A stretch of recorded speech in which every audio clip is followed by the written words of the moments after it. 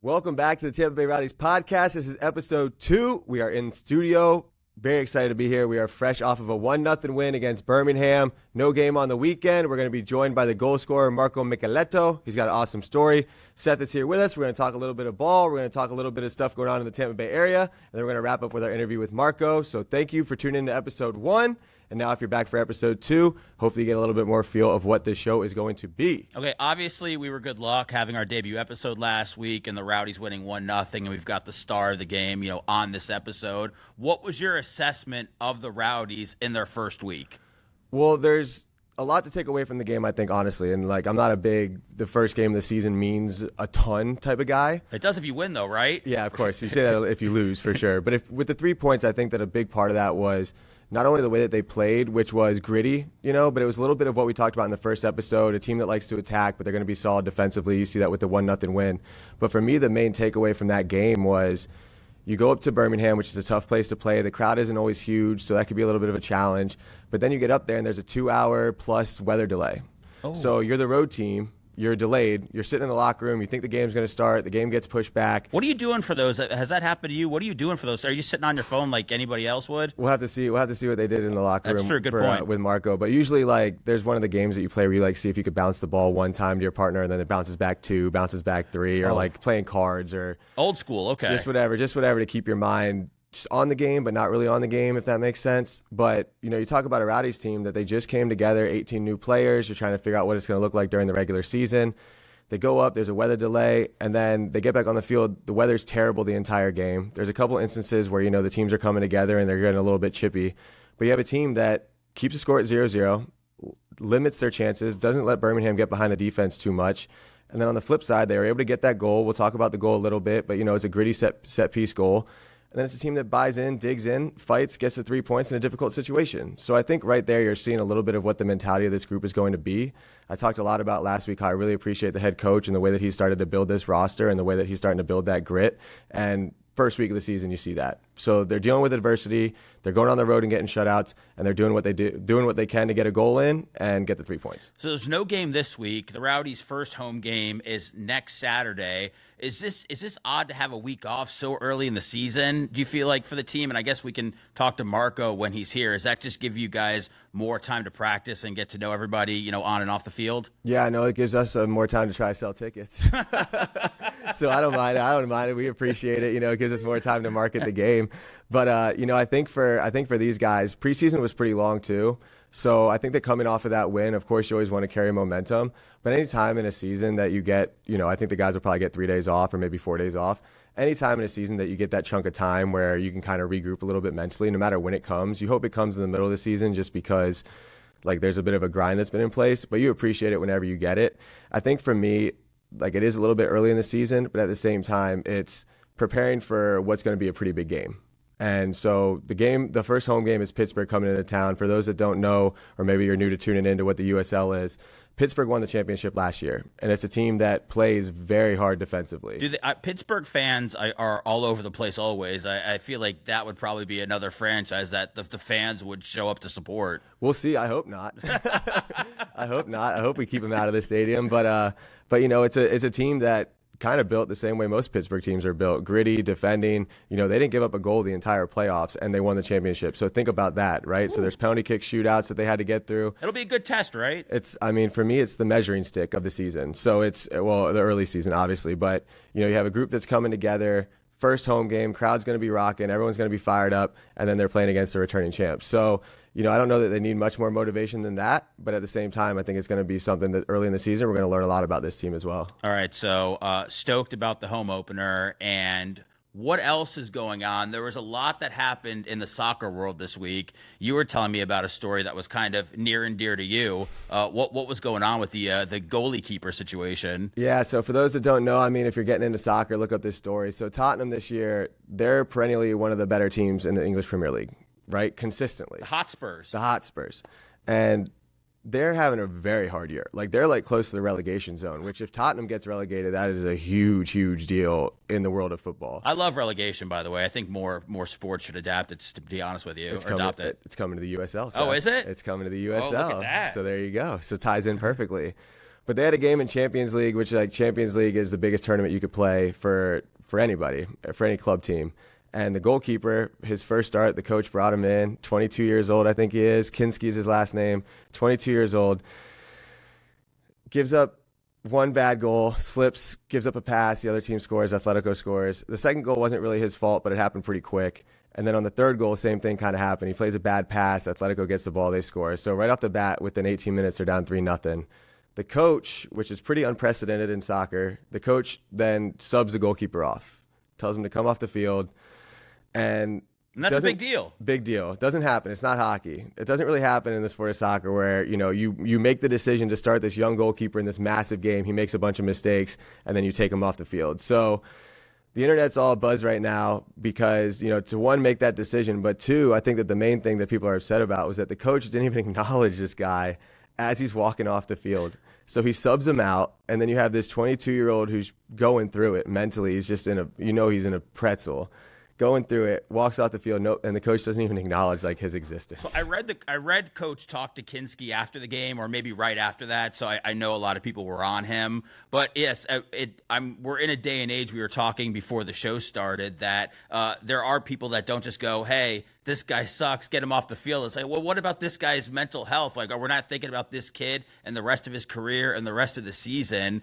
What do we do? So there is a lot more thought that goes into it. Let me ask you, why is it in soccer it's such an unprecedented thing to do to pull a keeper when he's made a couple of mistakes? Because we see it in hockey. We see guys that get subbed out really in any sport. If they don't have it pitching, you'll get yanked out. Why is it that it's such a big deal to get pulled in 17 minutes in soccer? Well, you only have a certain amount of subs. So like your team, you're only allowed to use a certain amount of subs throughout the course of a game. So if you were to use one on a goalie, that's pretty much a waste of something you were going to do down the line or something you were going to do later in the course of the game.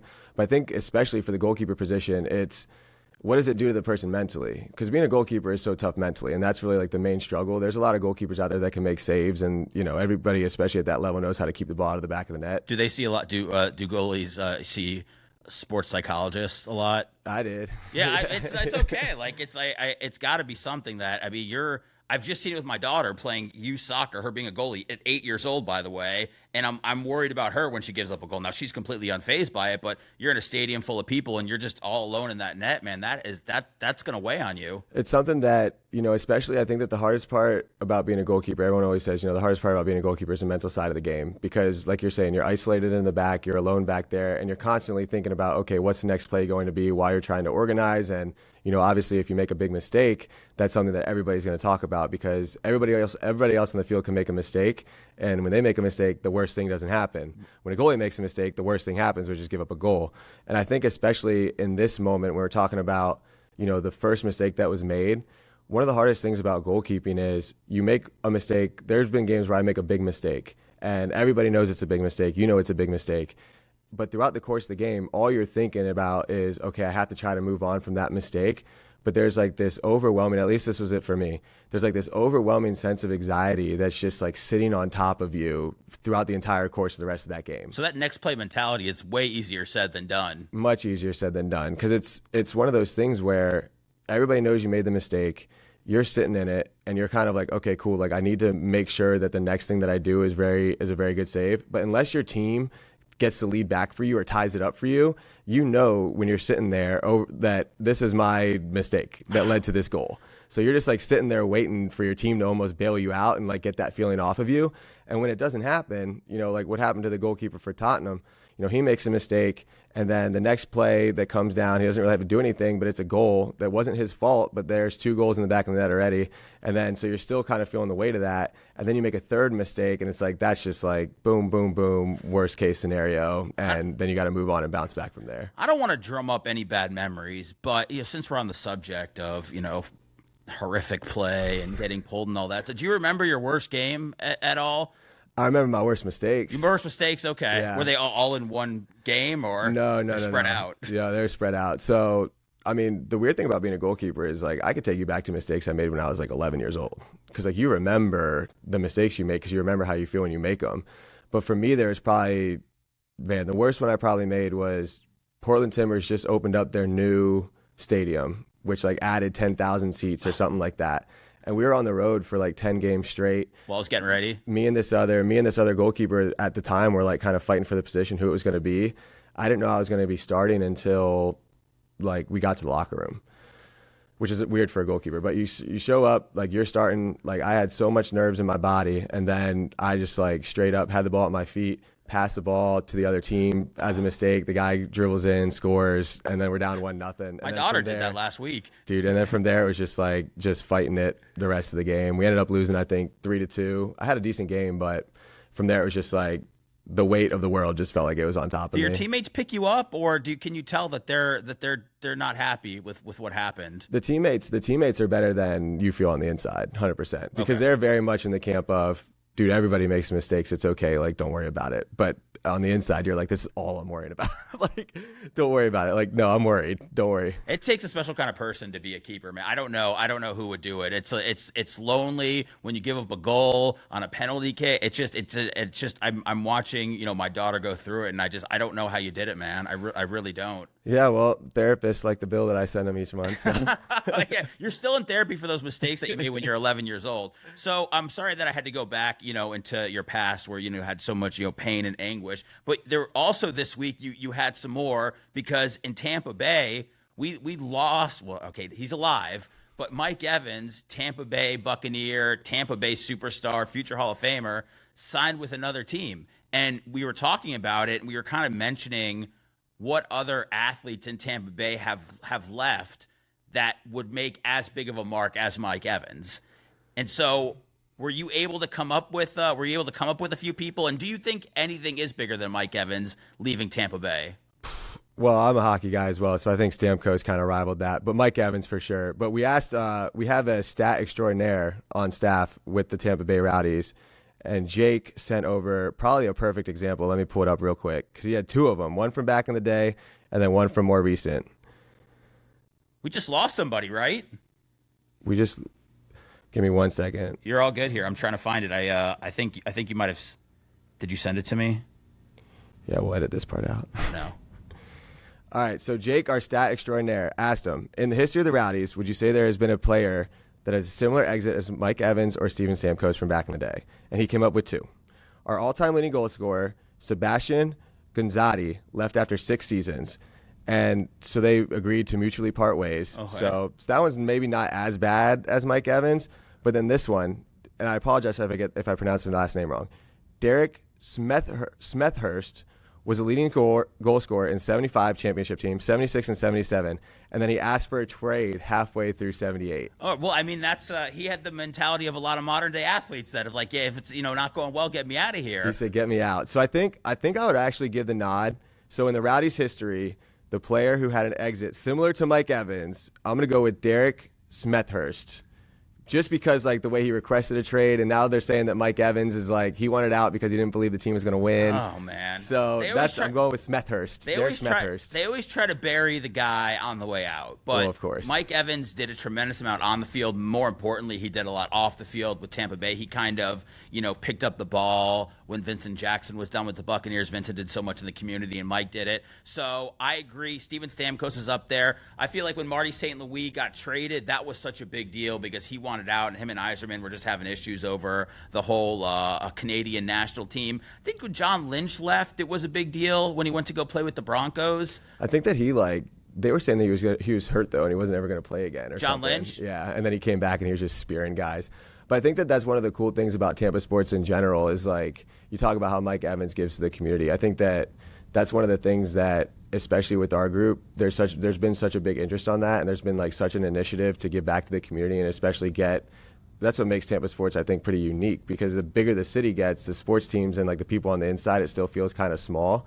So that's one of the cool things, especially with the Rowdies as well. It's like one of the big initiatives for the organizations is to make sure that you're involved in the community in that fashion. So when you have an individual like Mike Evans, hopefully, there's more individuals that pop up with the Rowdies as well that, really invest that way and give back to the community in that fashion. But I think that is one of the cooler things about Tampa Bay sports, and that's what makes it so hard when a Derek Smethurst or or a guy like Mike Evans. I don't know what he did in the community. I'm sure he did great. I'm sure he did a lot of things too. All right, I'm just one more question while you're on the hot seat. I know that you were traded, or I know that you left town, and I know that people were distraught. I know that there was devastation when you left, but you went to USF, you were a Bull, and then you went and played with the Rowdies, and then you left after that. So when you left Tampa Bay, what was that like for you getting out of there for the first time? It's funny. So that, at the time, a lot of people at the Rowdies actually were kind of celebrating it for me because I was able to move up to Major League Soccer, which, at the time that was my goal. And I think a lot of people understood that. So the first time that I left Tampa was, of course, it was a little bit alarming, because this was my home. This is where I was comfortable. But the funny thing about that story is that, I moved out to Salt Lake, and then we could dive into this in another episode, but I moved out to Salt Lake. And then within like 3 months, I get loaned to Fort Lauderdale, which is the rival of the Rowdies. Oh my So I went from playing for Tampa, winning a championship with Tampa, like hating Fort Lauderdale, buying into the rivalry, doing all that, get signed with Salt Lake, and then Salt Lake immediately loans me to Fort Lauderdale, which is like the rival. So within like that second, I went from being Tampa through and through to being loaned to the rival. And fortunately, I looked at the schedule before I got loaned, and we didn't ever have to play the Rowdies. So that was a plus. I thought getting traded was unique. Getting loaned seemed even more unique. From Salt Lake City to Fort Lauderdale, that's going to be the next episode that we do. That's going to be the title. So, man, yeah, from one rival to the other without having any say in anything. Man, I hope Marco hasn't experienced anything like that. I'm looking forward to talking to him. We're going to see what he's got going on since he's been around. He's been around a lot of places. Yeah, it'll be a fun conversation. So I'm looking forward to getting to know him a little bit. And I think that, as this podcast continues to grow, getting to know the players and getting to know a little bit more of their backstory, kind of what led them to the Rowdies, right? Because this is a club that a lot of people want to play for. And I know that's a club that he's probably excited to be a part of. And, even if he's not, he's going to tell us that he is. But just learning the different ways that, a career will take you, the path that he's had, because he's had a lot of different teams. And he's somebody that came over from Europe to America to play the game. So it'll be an interesting story. So I'm looking forward to everybody getting to know him a little bit. Pumped to talk to Marco. All right, we're excited to welcome the goal scorer, the golden goal scorer from week 1, Marco Micaletto. Amazingly said. I've been practicing. I have the Italian last name, but I'm like as fake Italian as you can be. So I had to practice that a little bit. But welcome, man. Thanks for joining us. Thank you, man. Thank you. Yeah, appreciate it. Congratulations on the goal this week as well. Do I need to shake hands? I don't know. I feel like the way we'll do it again. It felt right. We'll workshop.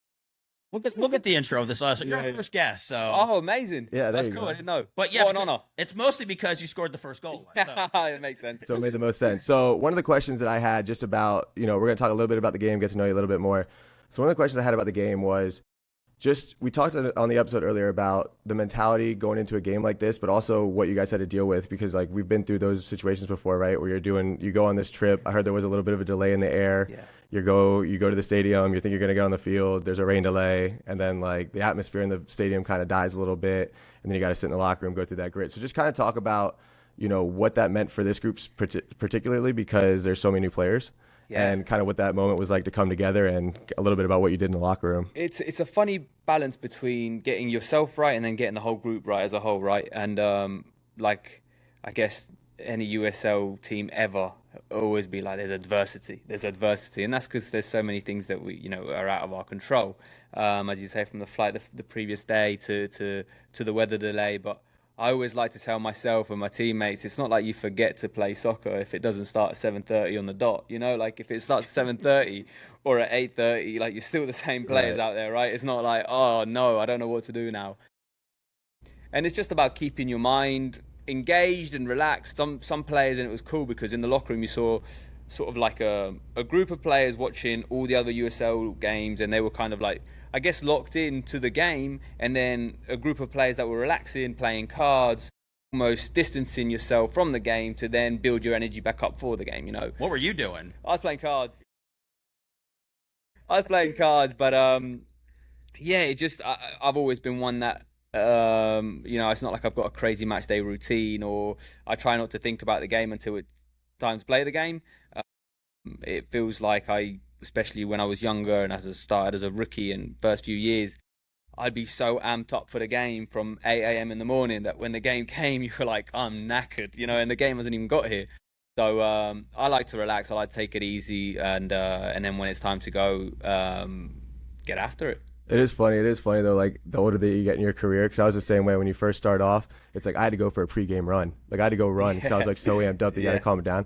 Towards the end of my career, if I went for a pregame run, I wouldn't last 45 minutes. That's it. I wouldn't make it to the end of the game. It wouldn't even become close. So that's funny. So how do you're with the Rowdies this year, and I'm going to get into all the different places that you've been, but when you get to a new team, what's the best way to bond with the guys and get to know them? Is it sitting around playing cards? Does winning speed up the process? You've done this a few times. Yeah, I've done it too many times, more than I wanted to do it. Maybe this was a little bit of a different scenario than previously because it was a brand new locker room, so I wasn't really arriving in an established locker room. But I think every player, when they move, like, there's that nervousness of like, are the boys gonna like me? You know what I mean? Like, am I gonna have friends? And I think that's the most nerve-wracking thing for me. More than what goes on the field is like you just want to come in and like you want to fit in with the lads and like create, as you say, that environment outside of the field because you guys have seen it. It feeds so much to them what goes on onto the field. Playing cards goes a long way. I think at the start you almost have to force team activities and then it becomes the norm. Like 20 lads that don't know each other. It's quite hard to like expect for them all to get together like just without anything going on, Start talking about their feelings and everything. Right. You kind of have to like create this environment and then naturally, like for example, this coming weekend, Maxi's having a barbecue at his house and all the boys are going, right? That's when then these things just happen naturally, That's awesome. right? But up until now, it's been like, we've got to meet at this place at this time and everyone's got to be there. And it's like, you've got to be there, We're all going to be friends. Yeah, we're all going to be friends. And then you'll become friends anyway. So, and I think that's credit to the Rowdies and the front office and the coaching staff to put together a group of lads that, I remember when I was speaking to Dom, like it mattered who you were, not just the player that you are, right? And you can really see that in the locker room. And I'd like to think that it goes a long way in creating a winning culture and a winning locker room. And then, Well, so far it has 1-0, baby. 3 points. Top of the table. Top of the table. Stop the count now, right? I think that, so we'll dive into your career and the path that you've had, but has it almost been easier for you, like coming into this locker room, this environment, compared to when you've had to make moves in the past because there's so many new players? Like, has that changed the dynamic because everybody's in the same boat, or has it been a little bit more different as opposed to just being like the one guy that's popping in to the group that's already your friends? Yeah, because it's almost easier for me to walk into an established locker room, understand the flow, all right, this is what we do around here, all right, I can do this, just trying to figure it out. Take a step back and hear it and be like, all right, I can do that. And then here it's like everybody was looking at each other like, what do you do? And what do you do, So it was finding that happy medium of, and you're always going to bring something to the table in any environment, and not just in a sporting locker room, but just in your workplace as well, right? Wherever you go, you bring something to the table, and understand what you bring to the table. How does it fit in to what other people bring to the table, and making that a welcoming place for everybody, And so yeah, I think this was harder. I'd like to think for everybody, maybe even more so for the returners. I put myself in Lewis's shoes or a Waiki and they've been here and they've probably had such a culture and such an established locker room, and then everyone's gone. And it's just 20 new people, and you feel like you're the one that's out, So it's just been a challenge, a good challenge for everybody. And, so far so good. Winning helps, but also at times losing is even better, because that's when you kind of really, you have the come to Jesus moments, and you're like all together, like we can do this, boys, You start to figure out what you're really made of. Yeah, absolutely. I was reading about you, and your entire bio gives me anxiety. And it's mostly because the first sentence is born in Italy, moved to England, then moved to United States, and you were in Colorado last year, and you were in New Mexico, right? I have to ask, because I've just been in one place my entire life, and I felt like I'm inadequate now. Do you enjoy going to all these different places? It is so against my character and personality. Like if and poor my wife. She's the real victim of this whole this tragedy, right? Tragedy. But it's tragic career. Tragic professional soccer career I've been on. It's just I'm someone that I need to feel at home, and the worst part is that I try my best to feel at home wherever I am. So I've never been one to live out of a suitcase or travel lightly. It's like wherever we've gone, it's like we're here forever, baby. Like we're here and this is our house. And a year later, it's like, didn't work out, or I wanted to move, or the club, whatever it might be. So no, it probably goes against what I would feel comfortable doing. And honestly, once I got to Colorado, it was a long-term deal. I'd signed there last year, and we loved it. We absolutely loved it. And I've got so many good things to say about the people and the club. And this was it. This was it. That was okay. And then the phone rings, and it's Tampa, and you're like, God, again?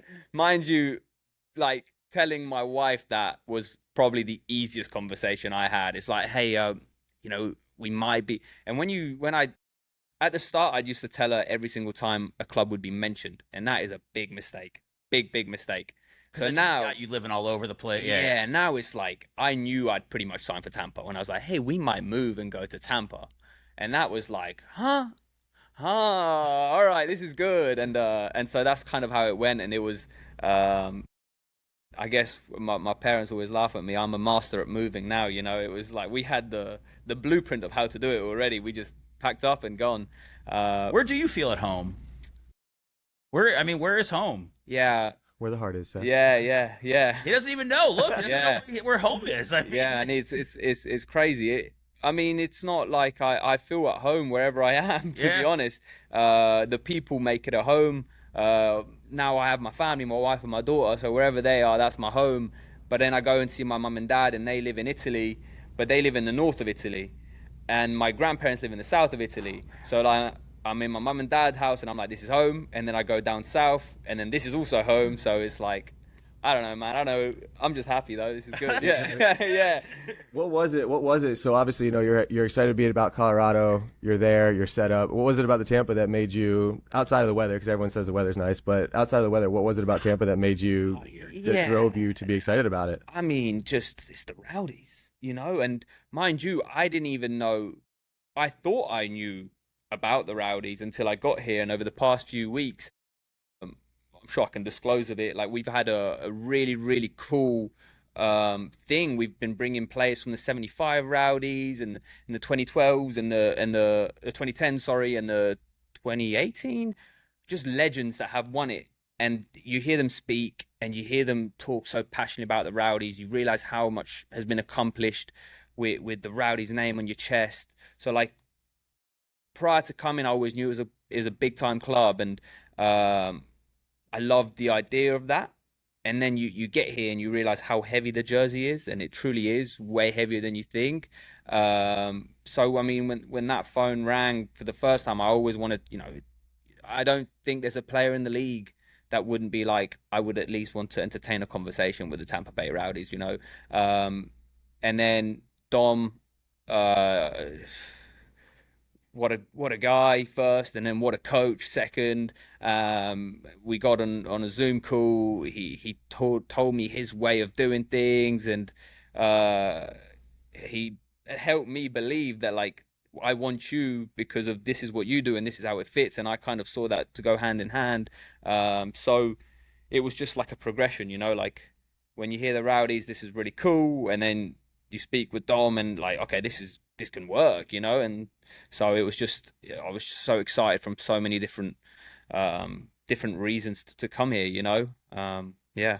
Have you stopped by and talked to the guys at all, Jeff, from your championship days at all? Yeah, I was part. Well, I was an easy find though. I was already in the building. They didn't have to go looking for me. It was part of the job. There's a big picture of him saving the penalty. Is there? Yeah, there is. Yeah.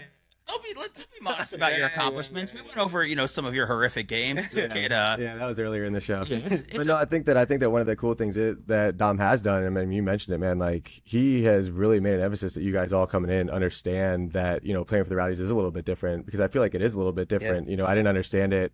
I didn't understand it back then, the way that, for me, it was just like, oh, I'm going to go play for my hometown team that we play against in college.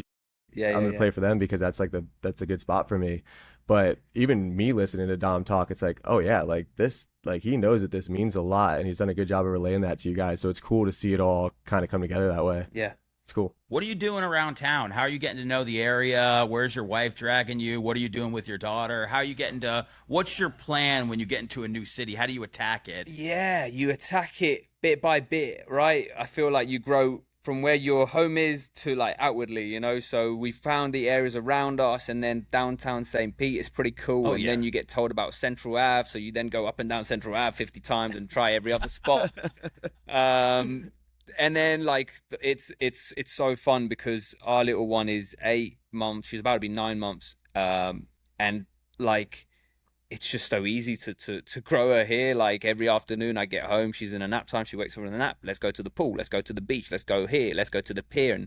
And just I guess that was an amazing consequence of coming to the Rowdies, is seeing, like, my wife loves it around here, you know, is where people come on holiday. I didn't want to curse. It's fine. And then I think it's fine. yeah, We'll figure that out later. And then just seeing like my daughter's always out and we're always out and about, and she's always having a good time, and she loves the water. We can't get her out of it. So yeah, this is what we do. We just kind of like we try coffee shops, and we try get matcha here and coffee there, and just try it out, man. I know, right? I know. That's what you Yeah. Where's your spot? You got a spot now? So yeah, Been to Kawa? I've got it. I haven't been to Kawa. I've got this happy spot. We love Kawa, big sponsor of ours. Yeah? Yeah. Okay, I love Kawa too. I haven't gone there yet, but I'll go. He's going to Kawa. He's going to go. We're going there tomorrow. Kawa, see you tomorrow. But Petrona. Okay. Do you know where that is on Gandhi? Yeah. Oh, yeah. Next to Getaway or whatever. Mm-hmm. We love Getaway as well, but Petrona on a Monday morning, because we normally have Monday off. Saturday and Sunday, the place is slammed. Monday, nobody's there, so we do like a little family breakfast, and the little one loves. We put a little seat right looking on the water, and she looks, you know, like those patients that you just stick them out the window and they stare. Yeah. She just stays by the water. They're so great. It's amazing. So Can't do that in Colorado. Can't do that in Colorado. Can't. Mountains beautiful. If you love them, go see them, go hike them. But like we like it here, man. You can't daze at the water. Can't days of the water. It's perfect. Yeah. So one of the things, man, like, I was excited to talk to you because I don't know if we're going to be allowed to play this video in its entirety, but I was watching the pregame speech that you gave before the game against Sarasota. And one of the things that you mentioned was about how knowing what it takes to get to the level that you're at and just where you came from. You know, you played for some Columbus 2, some teams in USL 1, knowing what it takes to get to the level that you're at. So for me, I'm just curious, what are some of those different experiences that you had that, you know, you really felt like throughout the course of your career propelled you to where you are now?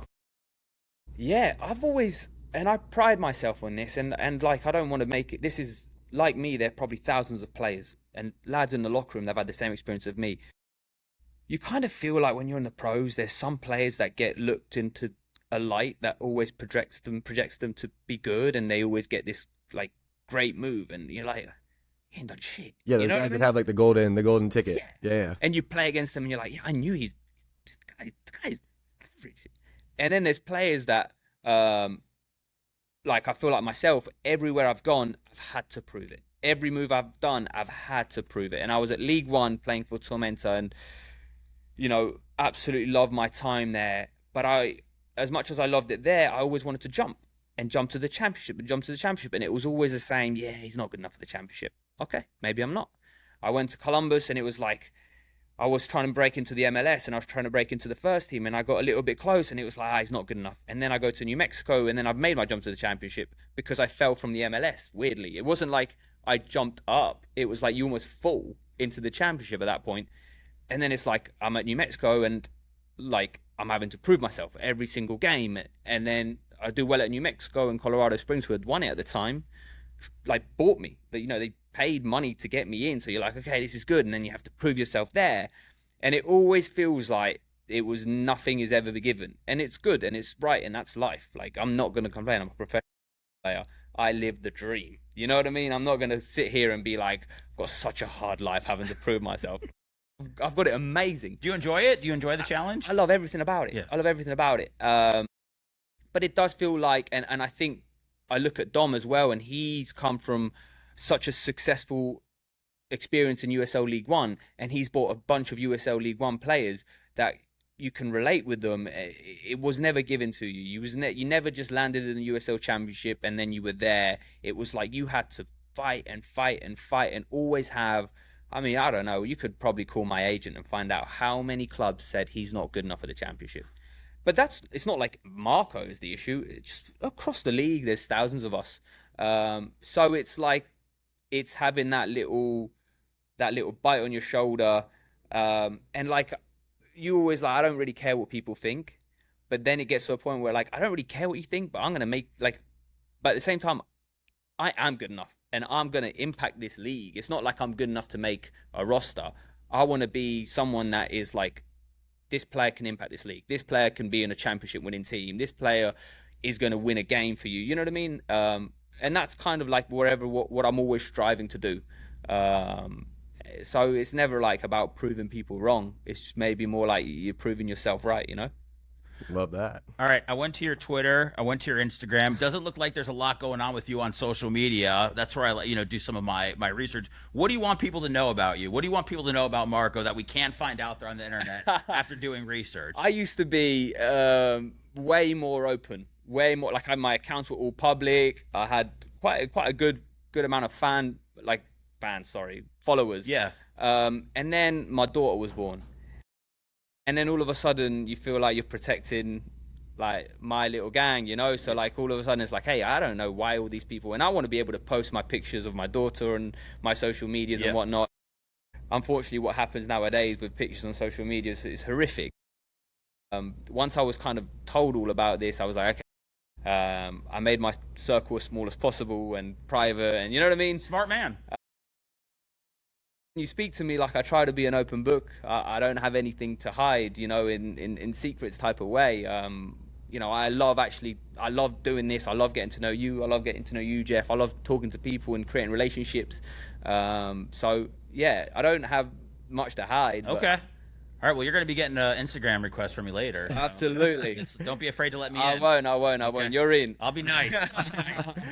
All right, so just the last one, man. If you could give a shout out, just let the Rowdies fans know kind of we're still doing our job introducing the team a little bit because there's so many new players. Yeah. Obviously, you know, home game next weekend, first one. Just kind of give the fans a little bit of what you think they need to know about this group and what they can expect from you guys this year in terms of the fight and, you know, what you're going to bring to the table for them. I think you said it. You said fight. You know, I think it's a hungry group of boys with a very, very clear goal in mind, and that is to put the Rowdies first and the Rowdies name back on top of the USL where it belongs. And so it's home, away. Home is where you're going to get to see most of us, right? We're just going to go out there and fight. And we're good players. We'll play with the ball. We'll hopefully get goals. We'll get you up to seat. But I want to be able to promise the fact that you'll never leave Al Lang thinking, these boys weren't really in it today. We're giving 100%. We're going to go through our tackles. We're going to outrun, outwork, outdo anything and anybody that comes to Tampa. And when we go on their road, we'll go do it in their backyard as well. So, yeah, that's the type of group that we are this year. I'm fired up. Me too, man. That got me fired. You're good at pregame speeches. No. You're good at the speeches, man. Well, Marco, man, congratulations again on the goal. Big win. That was a big win with all the things you guys had to deal with and getting 3 points for that group. That was huge, man. So good luck in a couple weeks. And thank you. Yeah, man. Thanks for joining us. It's awesome to be here. We got to do this again, man. I know we're going to go through all the players, but we got to get Marco. Yeah, Marco, again. you might be a fan favorite after No, this. but anytime you want to chat, I'm here for a chat. Thanks, man. Absolutely. Sounds good. Thank you, guys. Appreciate it. Thanks, dude. Good stuff, dude. Thank you. Cool. Thank you.